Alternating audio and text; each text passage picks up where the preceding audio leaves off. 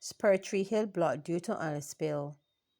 Motorists are being urged to avoid Spur Hill due to an oil spill on Thursday night that resulted in the road being blocked. A senior firefighter confirmed that 2 units have been dispatched to the area, though residents told reporters that they saw several emergency vehicles heading to the scene of Spur spill. The accident-prone Spur Main Road links Mandeville to its environs to St. Elizabeth and Point West. Heavily laden, slow-moving trucks often hinder traffic on the steep, difficult hill, and there have been a number of fatal crashes involving trucks over the years.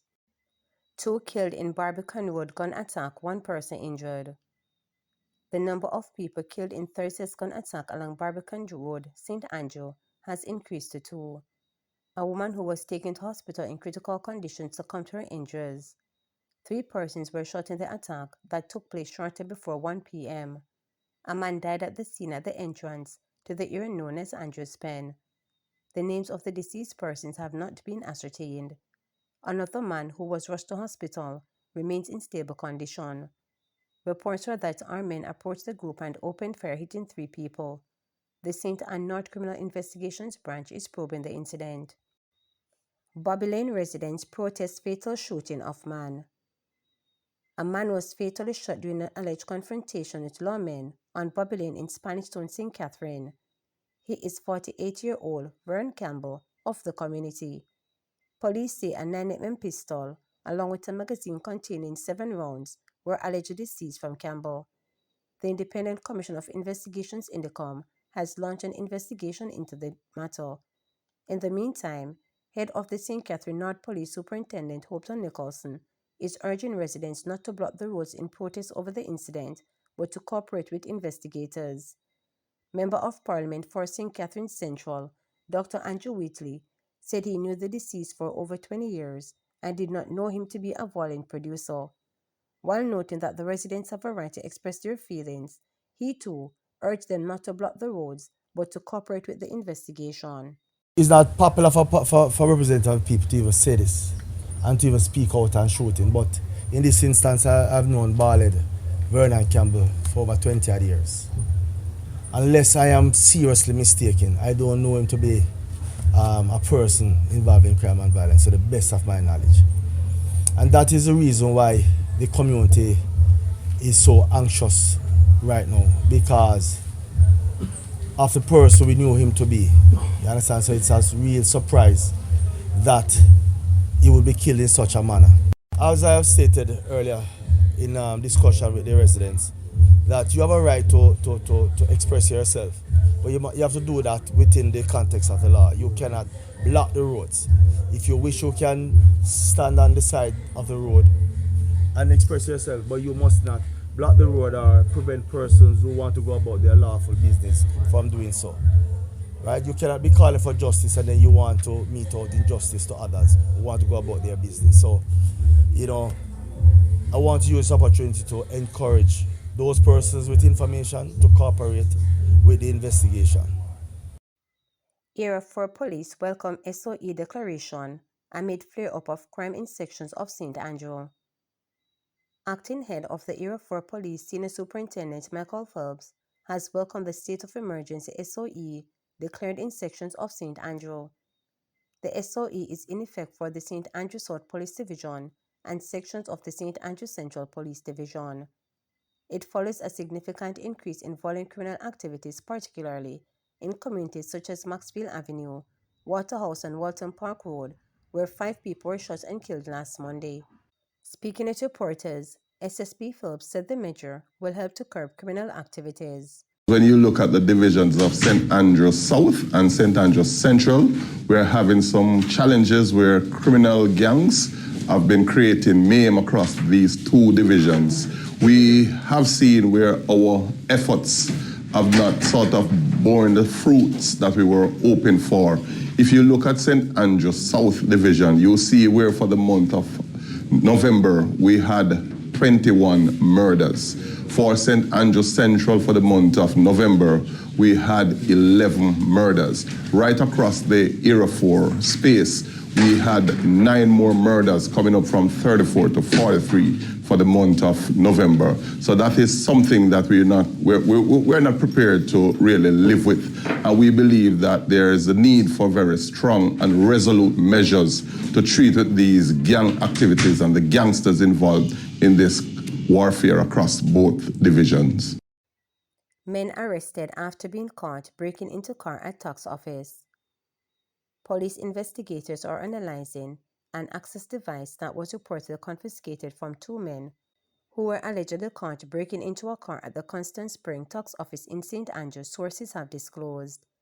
Detectives believe the device is used to program keys for a car stealing ring. The 2 men were arrested by the St. Andrew North Police as part of an initiative to clamp down on a surge in motor vehicle theft across the division.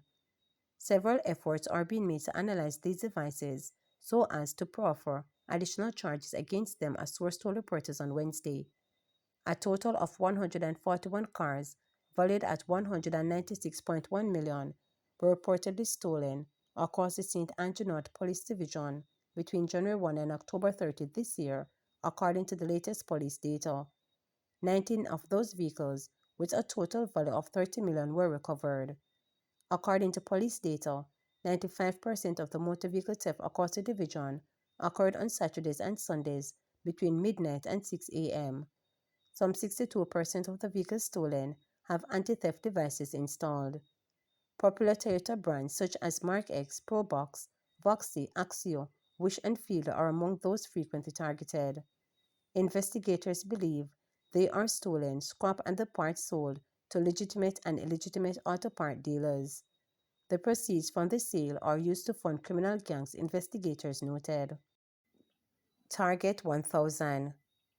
In a bid to lower Jamaica's murder rate, the Jamaica Constabulary Force has identified 233 key persons believed to be involved in major criminal activities who is wanted to face the law. Speaking at the annual Specialized Operations Branch Conference recently, Acting Deputy Commissioner of Police Warren Clark revealed that the JCF has adopted a targeted approach aimed at apprehending prolific offenders and dismantling the network fueling Jamaica, staggering the murder rate. We have categorized those that we believe are very prolific. We call for those strategic targets, and those targets are to be pursued. From here, specialized operations, said Clark at the conference, which was held under the theme Celebrating Excellence for a Force of Good. According to Clark, in addition to the 223 major targets, the police will be going after other criminals using area-specific fugitive apprehensive teams and local operational support teams.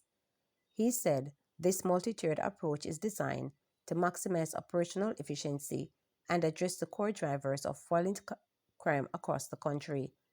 Clark noted that Jamaica's murder rate, which he described as singularly crippled to the nation, remains one of the highest in the region, second only to Haiti.